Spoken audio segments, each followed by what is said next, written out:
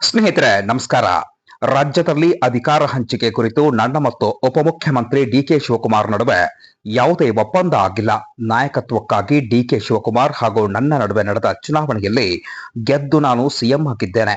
ನಾನೇ 5 ವರ್ಷ ರಾಜ್ಯದ ಮುಖ್ಯಮಂತ್ರಿಯಾಗಿ ಅಧಿಕಾರವನ್ನ ಪೂರೈಸುತ್ತೇನೆ ಎಂದು ಮುಖ್ಯಮಂತ್ರಿ ಸಿದ್ದರಾಮಯ್ಯನವರು ರಾಷ್ಟ್ರದ ರಾಜಧಾನಿ ದೆಹಲಿಯಲ್ಲಿ ಹೇಳಿದ್ದು ಈಗ ಭಾರೀ ಸಂಚಲನಕ್ಕೆ ಕಾರಣವಾಗಿದೆ. ರಾಜ್ಯದಲ್ಲಿ ಕಾಂಗ್ರೆಸ್ ಸರ್ಕಾರ ಅಧಿಕಾರಕ್ಕೆ ಬಂದಾಗಿನಿಂದಲೂ ಅಧಿಕಾರ ಹಂಚಿಕೆ ಒಪ್ಪಂದದ ಕುರಿತು ಹೇಳಿಕೆಗಳು ಬರ್ತಾ ಇದ್ವು. ಅಂತಹ ಒಪ್ಪಂದವೇ ಆಗಿಲ್ಲ ಎಂದು ಸಿದ್ದರಾಮಯ್ಯನವರು ಮೊದಲ ಸಲ ಹೇಳಿದ್ದಾರೆ. ಮತ್ತೊಂದೆಡೆ ರಾಜ್ಯದಲ್ಲಿ ಮುಖ್ಯಮಂತ್ರಿ ಆಯ್ಕೆ ಪ್ರಕ್ರಿಯೆ ವೇಳೆ ಆಂತರಿಕ ಚುನಾವಣೆಯಾಗಿತ್ತು ಎಂಬುದನ್ನು ಇದೇ ಪ್ರಥಮ ಬಾರಿಗೆ ಸಿಎಂ ಬಹಿರಂಗಪಡಿಸಿರುವುದು ಭಾರೀ ಚರ್ಚೆಗೆ ನಾಂದಿ ಹಾಡಿದೆ.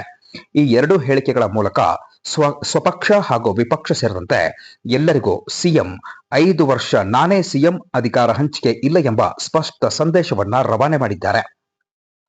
ಖಾಸಗಿ ಸುದ್ದಿವಾಹಿನಿಗೆ ನೀಡಿದ ಸಂದರ್ಶನವೊಂದರಲ್ಲಿ ಸಿಎಂ ಹುದ್ದೆ ಸ್ಥಾನದ ಜಟಾಪಟಿ, ಈ ಹಿಂದೆ ನಾಯಕತ್ವಕ್ಕಾಗಿ ನಡೆದಿದ್ದ ಚುನಾವಣೆ ಕುರಿತು ಮೊದಲ ಬಾರಿ ಸಿಎಂ ಸಿದ್ದರಾಮಯ್ಯ ಪ್ರತಿಕ್ರಿಯೆಯನ್ನ ನೀಡಿದ್ದಾರೆ.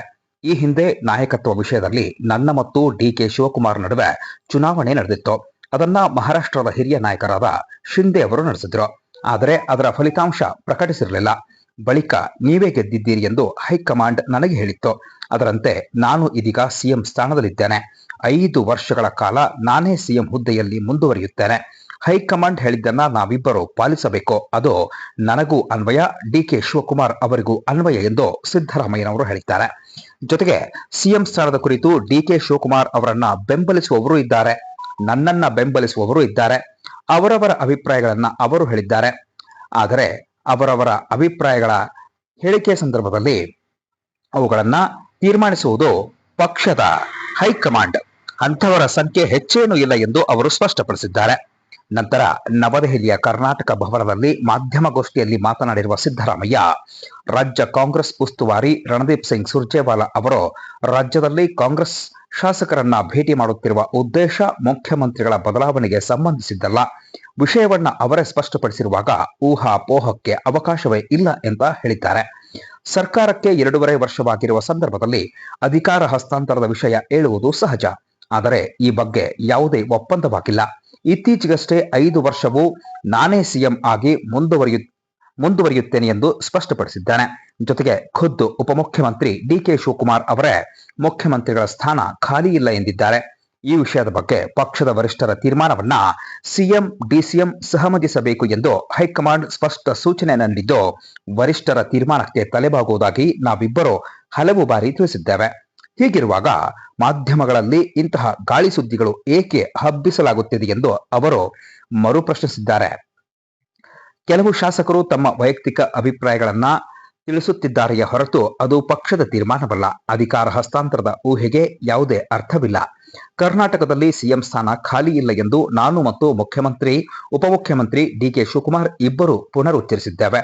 ಕರ್ನಾಟಕದ ಮುಖ್ಯಮಂತ್ರಿ ನಾನೇ. ಡಿಕೆ ಶಿವಕುಮಾರ್ ಆಗಲಿ ಅಥವಾ ಶಾಸಕರು ಆಗಲಿ, ಯಾರೇ ಆಗಲಿ ಮುಖ್ಯಮಂತ್ರಿ ಆಗಬೇಕು ಎಂಬ ಆಸೆಯನ್ನ ಇಟ್ಟುಕೊಂಡಿದ್ದರೆ ಅದರಲ್ಲಿ ತಪ್ಪೇನಿಲ್ಲ ಎಂದು ಹೇಳಿರುವ ಅವರು, ಸಚಿವ ಸಂಪುಟ ಪುನರ್ರಚನೆ ಬಗ್ಗೆ ಯಾವುದೇ ಚರ್ಚೆ ಆಗುವುದಿಲ್ಲ ಎಂದು ಸ್ಪಷ್ಟಪಡಿಸಿದ್ದಾರೆ. ಇನ್ನು ಇದೇ ವಿಚಾರಕ್ಕೆ ಸಂಬಂಧಪಟ್ಟಂತೆ ಪದೇ ಪದೇ ಸಿಎಂ ಕುರ್ಚಿ ವಿಚಾರವಾಗಿ ಕೇಳಿಬರುತ್ತಿದ್ದ ಹೆಸರು ಸಚಿವ ಸತೀಶ್ ಜಾರಕಿಹೊಳಿ ಅವರದು. ಮುಂದಿನ 2028ಕ್ಕೆ ಸಿಎಂ ಸ್ಥಾನವನ್ನ ಕ್ಲೇಮ್ ಮಾಡ್ತೇನೆ ಅಂತ ಸಚಿವ ಸತೀಶ್ ಜಾರಕಿಹೊಳಿ ಅವರು ಈಗಾಗಲೇ ಹೇಳಿಕೆಯನ್ನು ಕೊಟ್ಟಿದ್ರು.